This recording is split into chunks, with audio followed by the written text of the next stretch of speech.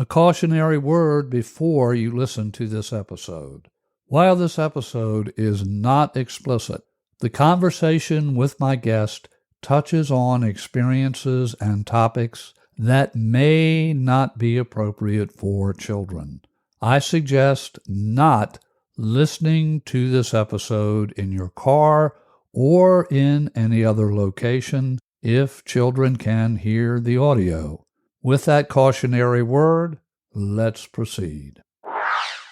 Can you use tapping and other energy psychology and energy medicine methods to help move beyond abuse-related traumatic experiences and enjoy a happy, empowered life? Yes, you can. Details straight ahead. Hello and welcome to this episode of EFT Tapping Junction and Energy Healing for Wellbeing.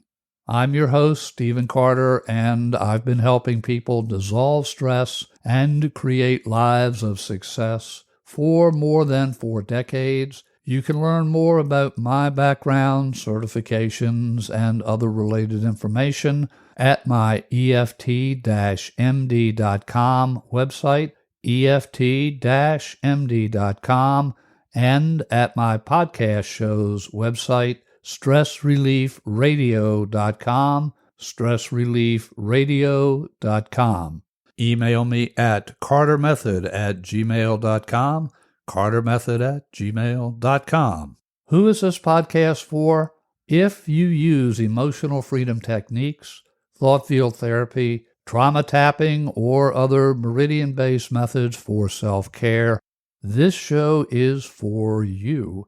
This show is also for you if you're a therapist or a coach using tapping or other energy psychology or energy medicine methods to help other people.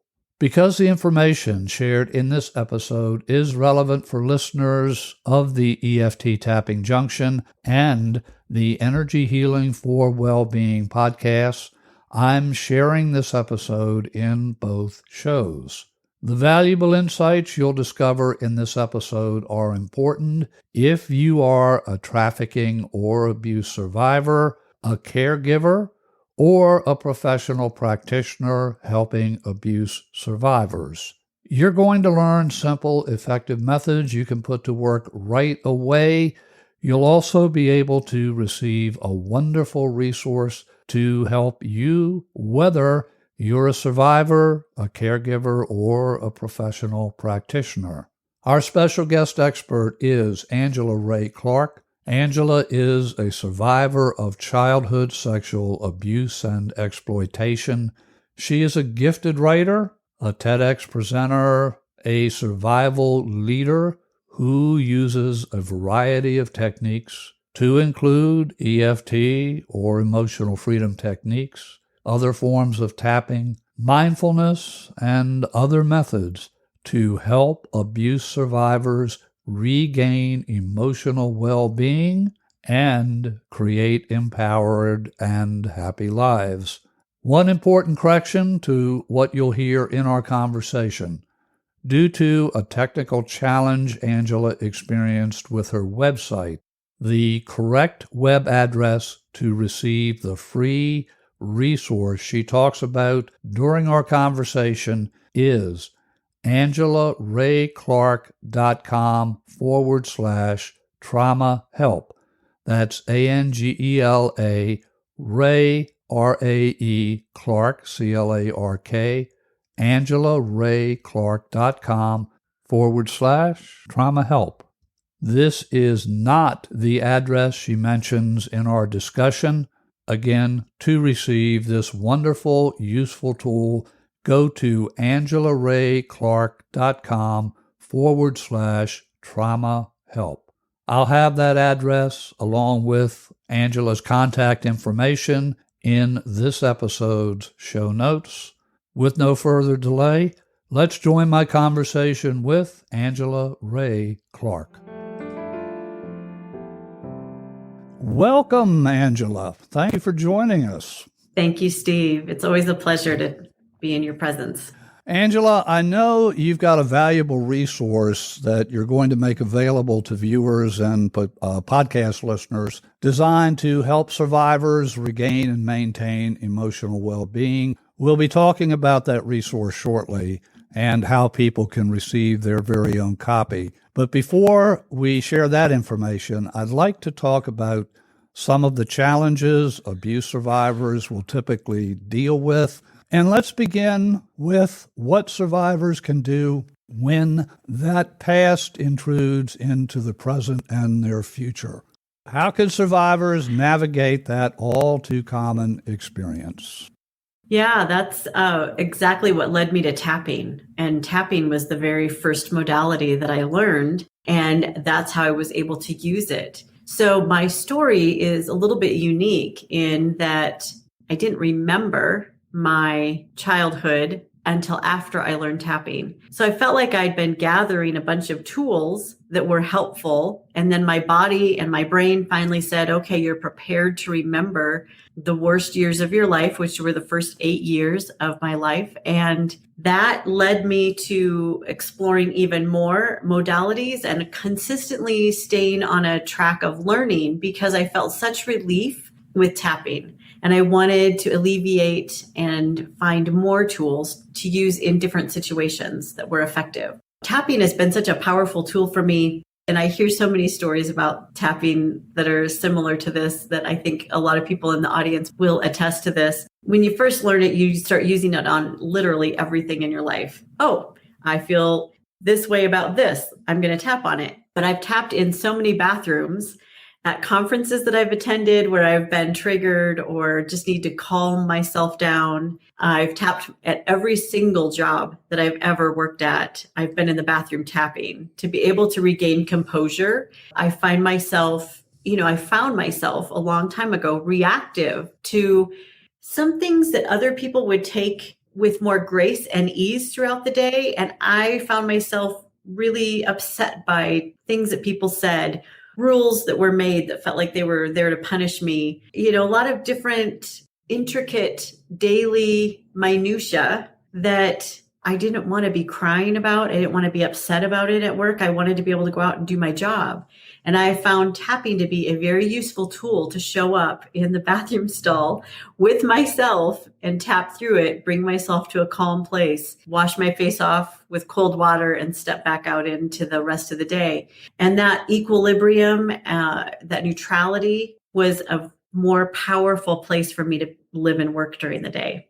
So that's why I love all of the different tools in the mind-body spectrum, because they're tools that once we learn them, we own them and we can use them for ourselves. The value of having a practitioner never goes away, and it's important to be self-empowered.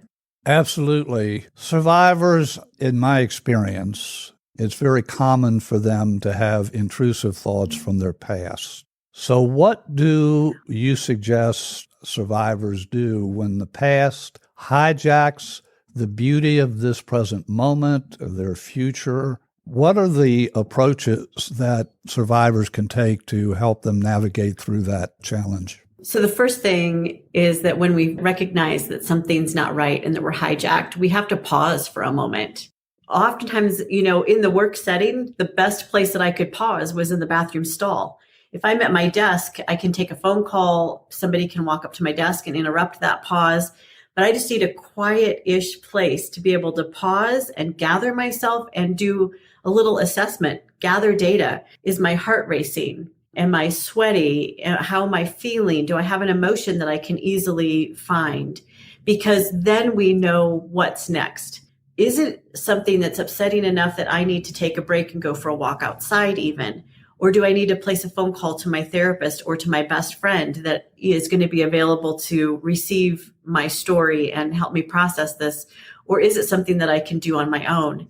And I think that's a big part of the resilience toolkit that we develop as survivors, so that we can go out into the world and have some tools to be able to monitor ourselves and find that stability within ourselves, and also know when the moment is ripe for asking for help. That's a hard thing to do. The values that are out there in the mainstream are, it's more important to be self contained and to not ever need anybody's help. Yet as a survivor of abuse, I recognized I need to borrow somebody else's co-regulation quite a lot a long time ago. I needed to be able to borrow somebody else's optimistic and hopeful experience of life. I needed people around me. So aside from asking for help, it's developing and cultivating relationships, which is really hard work. Again, not something that's really put out there in a movie kind of way, right? Those relationships on the screen seem to be natural, easy. It's not hard work to have a good friend who's going to show up for you when things are rough. But to cultivate those relationships is actually hard work. One has got to be vulnerable, I suppose, to an extent, to confide to a friend, to a caregiver. How would you advise a caregiver to proceed in helping someone that's either a family member or a good close friend? What are some of the tips you would share with a caregiver as far as how they can best support a survivor?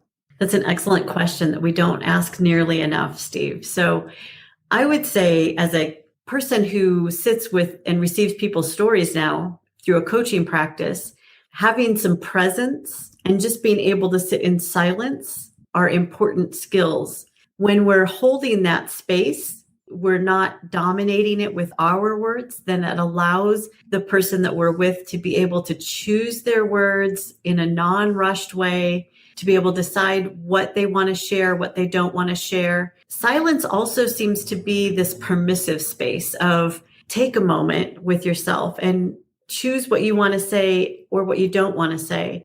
In silence, also in holding space well, there's also a sense of non-judgment so that anything that is shared or said would be held in a confidential, safe place and not judged. So there's quite a spectrum, and I think we've all probably seen it. Survivors either overshare or they have never told a soul in their life about their experience that may have happened decades ago or a week ago. They're silent about everything and they have a hard time opening up that voice. I've been all along the spectrum. I was silenced by literally not remembering it for many, many years. But the things that I did remember were on a loop and I told them to whoever would listen. So I considered myself overly verbose. And I identified before my memories came out, that was some of the work that I did, that I wanted to be able to have a right relationship with my words and with my stories and be discerning about who I shared those stories with. Once we've gone through that practice, then it's easier. People seem to have this sixth sense and they understand your capacity to hold their story. That's like the other call to action is how do we find that space of presence? We experience it. We become that for ourselves. There would be times that I would share my story and then I would come back home and I would journal about it. And I would say, I shared my story with this person today and I kind of wish I hadn't. What was the point of that? There wasn't a lot of purpose in it. It felt like it was to fill space or to make an impression upon somebody that didn't need to be made. So looking at the roots of why we share our stories is an important part of the healing process.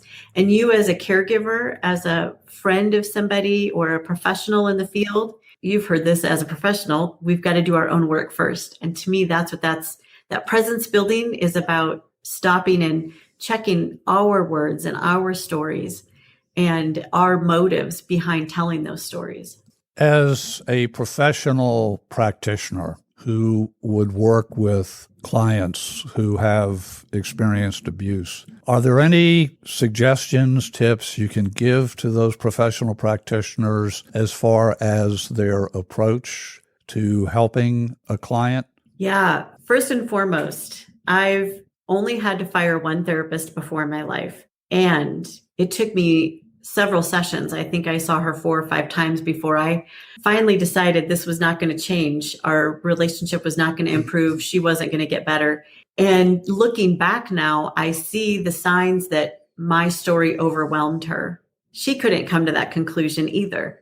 And I wish as a professional that she'd been able to come to that conclusion so that she could have said, your story is hard for me and I can't go there with you.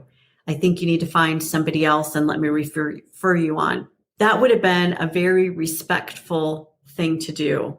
One of the stress responses that we see when we're even doing our own emotional work is that we get really tired and sleepy. And it felt like she was on the verge of falling asleep during the whole session that I would be sitting in her office for. And I took the action of firing her. And like I said, it was only years later, looking back after some more additional training for myself, that I went, oh, yeah, I get it. My story was just too much for her.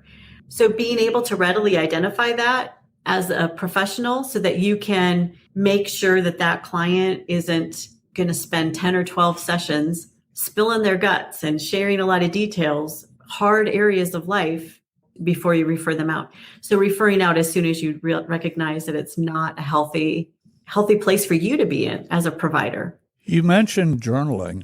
Has that been a valuable aid for you? It has been an incredibly valuable aid. I'm never anywhere without my journal. My journal, I feel like that was one of the first places that I learned to be honest. I couldn't say those words that I was thinking and the emotions and talk about the emotions that I was feeling. I couldn't say those things out loud to anybody, but I could write it in a journal. I gave myself permission to tear the pages out and burn them right away. But the truth is, I've never once torn them out and burned them. I found it too valuable. And it was this visceral experience for me, because the body's engaged in the movement of writing. And there is research about the parts of the brain that light up through the visceral act of writing versus typing. But that place, I found it to be a sacred place to be able to be honest with myself about what I was experiencing in the world. And then once I wrote it down, it seemed to take away some of that power and energy. And I was able to then take it into the therapist's office and to be able to utter it out loud to a therapist. I didn't have friends for many, many years that I shared any of this stuff with. Shame was a huge barrier for me. And I thought I had to present as somebody who didn't experience anything bad for many years in my life. So that therapist was my lifeline. And I really needed my therapist. It wasn't for many years. I discovered tapping in my late 30s, and Reiki and all the other holistic modalities then followed over the course of the next, it's been 20 years now. That capacity to be able to be honest with myself in the pages of a journal where I could hide it. I hid it just in case anybody, my husband would have been the only one that could have read back then any of the words, because I started journaling in my 20s. So I would just hide it from him in a place I didn't think he would see it. It was the only person that might have gotten curious and opened a journal in my life at that time. So just keeping it secure. And that's probably the biggest thing in working with survivors of abuse. If they're still living with an abuser, that abuser doesn't have the boundaries to respect the journal. In fact, they would, go out of their way if they know there's a journal and try to use that against someone. So in that way, if you need to get thoughts out and you need to make it safe, set up an email account for yourself where you can email yourself. But again, there's really very few places that feel super safe and secure as somebody who's living in the space of an intimate partner violent relationship or an abusive home in any way, shape, or form. So finding the way that you can record your thoughts and feelings and emotions is really an important step in finding some agency to be able to know what the next step is. Writing was such a powerful force for me that I'm actually co-writing a book with somebody right now, which we didn't talk about. Just a little book of handwritten healing, because the handwritten healing it sustained me. If I was in between therapists, I still had my journal. Therapist or therapy was a big part of your recovery, as well as self-care, creating self-resilience. First, as a professional who might use emotional freedom techniques or other tapping or holistic energy psychology methods, let's start there. How would you advise them to be working with clients when they're using EFT or other EP methods? The first thing we have to think about with anyone that's been harmed with violence is that we take it in micro steps. I think back to my very first EFT session, which was with a delightful provider, but she spilled out that phrase that Gary Craig gave us a long time ago. I deeply and profoundly love and accept myself. And at that moment in my life, I couldn't say those words. The session turned into just getting me to be able to say the words, and they spilled out one syllable at a time. And it was this place of, I look at that as it kind of broke me open. I was sobbing, tears, and had a snotty nose. And it broke open something in me that other people felt this way about themselves. And if you'd given me the SUD scale, the subjective units of distress, and said, on this scale, how much do you love and accept yourself, with 10, well, subjective units of distress kind of is misleading in the way I use the scale, but how much do you love and accept yourself? And 10 being the most and 0 being not at all, I would have been like a negative 50. I didn't just not like myself. I despised myself. I had a lot of self-loathing, shame, and guilt. I lived in really negative places in regard to myself.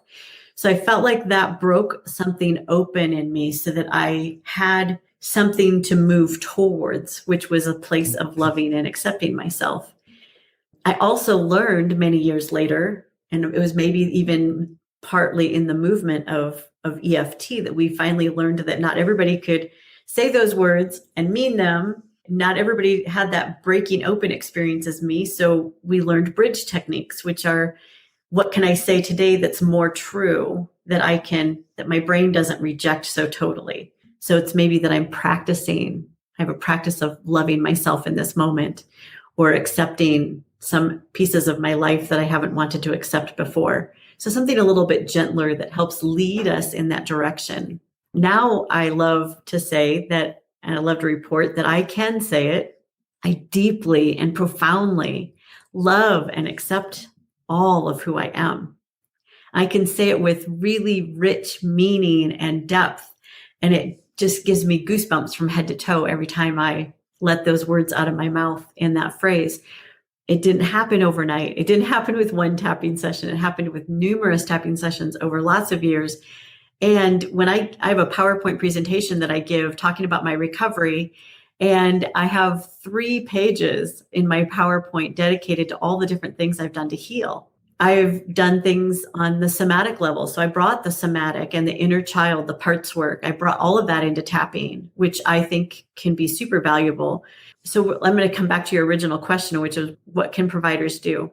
Recognize where somebody's at on that spectrum. And you might simply ask them, as I do with my practice, on a scale of 1 to 10, how much do you love yourself? On a scale of 1 to 10, how much do you accept yourself? How much do you accept your life story? I spent a lot of years wishing I had a different life story. And the moment that I learned how to accept that this is my story, this is what I experienced, I was able to move forward in bigger ways than sitting in the trenches, stuck, feeling hopeless about my story. So recognize there's a spectrum and meet them where they're at. Also offer them those bridges, those little lifelines. The other thing is that I've actually tapped with people where tapping felt violent to them. They had undergone such trauma, physical torture, that tapping was a really hard, it felt like more torture. And with that client, I immediately said intuitively, let's just rub it softly, or even just hold the point. And I have found every single time that we needed to just hold the point, it's been just as effective as if we were tapping. Some people who with a lot of nervous energy, they love the tapping because they like the movement and they like that physicality of it. Especially with people who have experienced profound trauma, tapping might not even be in their early toolkit, which is when we come into things like butterfly hug. That's very gentle. Most people can assimilate to that. If they don't want to tap, they can just hold that point. But that seems safe and gentle. Yeah, it's interesting. I am working on another trauma-informed, survivor-informed space document for practitioners. There's a lot of different things that led me to want to write about that I've had in recent experiences. But the more that you can just do your own work, you're going to be able to show up and be present with people that have really hard stories. And if it's not your calling, it's not your calling. maybe the people that you work best with don't have such severe trauma. That's totally okay. Just own that. You have a lot of irons in the fire, obviously, your book and a whole array of other initiatives. And I know you're busy speaking and you were a TEDx presenter. If people want to get in touch with you, what's the best way they can do? I have a website, AngelaRaeClark.com, and my business name also goes there. It's risebeyondfreedom.com. You can contact me through the contact page there. And it's also Angela at risebeyondfreedom.com is my email address. The resource that I would love to share today that we haven't even started talking about yet, but I realized I think it's time to start talking about that. I developed this, as with most therapies. I think we develop the things that we need in that moment. And last year, I was going through a trauma anniversary of my own, and I had set up a reminder in my phone the year before so that a month out, I was evaluating, okay, I've got this big trauma anniversary that's hijacked me before. So what do I want to do? How can I be proactive? Well, then last year I forgot to put it in my phone. And that led me to writing up a worksheet, because sometimes, again, it's coming back to that visceral handwritten thing where we can print it out and we can fill it out, and that embeds in us that we do have resources around us. Because when we're hijacked from our past, we feel hopeless. We feel like we don't have any resources.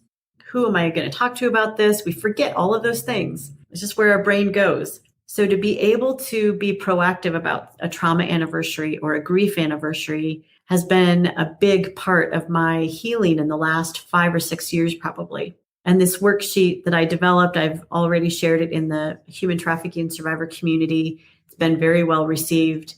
I shared it with many therapists that are in my community, therapists and practitioners of energy psychology. And it was, again, very well received.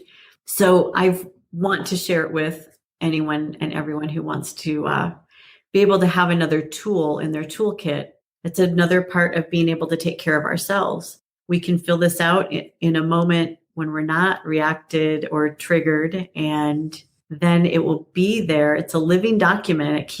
You get to keep changing it up and keep having a journey with that trauma anniversary. It's not that I think my trauma anniversary will ever go away. I would like more and more of it to be integrated so that it's not such a major disruptor. I want to find new ways to take care of myself each year with my trauma anniversary. I have one really big one and a bunch of minor ones. So like most people. How can people receive that resource?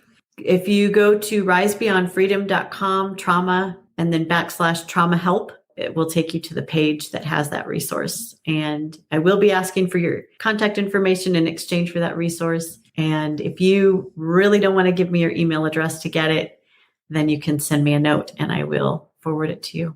Absolutely wonderful. And I have seen the resource. It's a brilliant piece of work. So I would really encourage, whether you're a survivor, a caregiver, or a professional practitioner, do please reach out and receive that resource from Angela.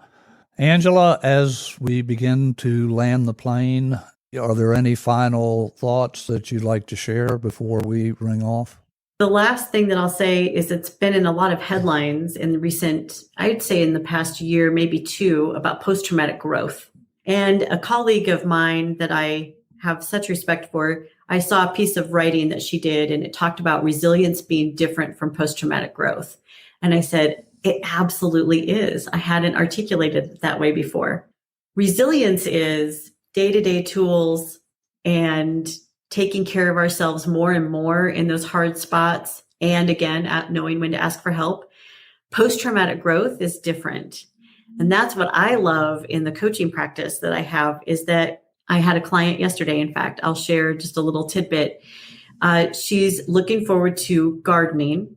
It's the time of year when we start planting the things. She likes to grow some food. She likes to grow flowers. And she also had something else happen. And she said, somehow or another, that other thing is impeding on my joy in my gardening.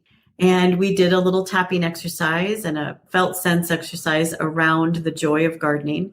And she was able to recoup some of that joy and enthusiasm. Her homework was, as she's literally planting those seeds, think about that being also a seed for joy, that in just a few weeks, she's going to see the shoots coming up and then see if she can plant literally more joy in her life. It's important to own that she's got two, a both and happening in her life, something joyous and something hard. And how can we start moving over into more of the joy pot? So that's to me what post-traumatic growth is you're constantly planting the seeds of where you want to go next, what you want more of in your life. And that's the profound thing with the energy psychology tools that I've experienced, is it helped me define that, become clearer on it, and actually plant it in my own life. And it's because the energy of things, when we're planting those seeds, what are we doing? Are we planting them because we're angry about something? Are we planting them because we love the thing that we're doing? Are we planting those seeds just out of a place of lack? Are we growing food because we feel a place of lack, or because we understand that we're going to be fed and nourished from this? Coming back to those roots of how come I'm doing this, and how can I even actually do it with more joy or more love? That's what the spiritual aspect, I think, that energy psychology touches on. And the energy of things, the energy of everything that we do, is an important aspect of healing. Brilliant, brilliant insights, as everything has been that you've shared. Many, many thanks for sharing your wisdom, your experience, your valuable information that helps survivors, caregivers, and professional practitioners. And to those who have been watching, who are listening in the podcast version of my conversation or our conversation, thank you. Thank you for being open. Thank you for being willing to embrace the change and the work that is going to be needed to help reestablish your own self-compassion and self-care. With that, I will say thank you to everyone. Do check out EFT Tapping Junction and other well-being podcasts at stressreliefradio.com. Angela, again, thank you so much. And to everyone listening and watching, blessings to you and your loved ones, and namaste. Thank you, Steve.